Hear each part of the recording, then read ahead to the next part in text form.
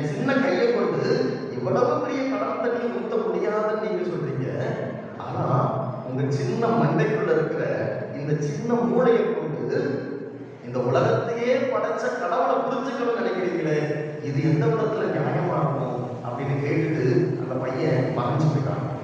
இது அகுஸ்தானுடைய வாழ்க்கை குறிப்பிலே எழுதி வைக்கிறார். அவருடைய அறிவு அந்த நேரத்தில் உடைக்கப்படுகிறது. ஆனால் பெரிய அறிவாளி நம்ம நினைச்சுக்கிட்டு இருந்த அந்த ஒரு செருக்கு அந்த இடத்திலே உடைக்கப்படுகிறது. அன்புடைய கடவுளை நாம் புரிந்து கொள்ள வேண்டும் என்று நினைத்தால் அது கண்டிப்பாக இந்த சின்ன அறிவை கொண்டு எல்லாம் வல்லவராகிய கடவுளை என் மூளைக்குள் கொண்டு வந்து விட வேண்டும், நான் புரிந்து கொள்ள வேண்டும் என்று நினைத்தால் அது வாய்ப்பே கிடையாது, சாத்தியமே கிடையாது. இன்றைக்கு ஒரு பொருளை நான் அறிந்து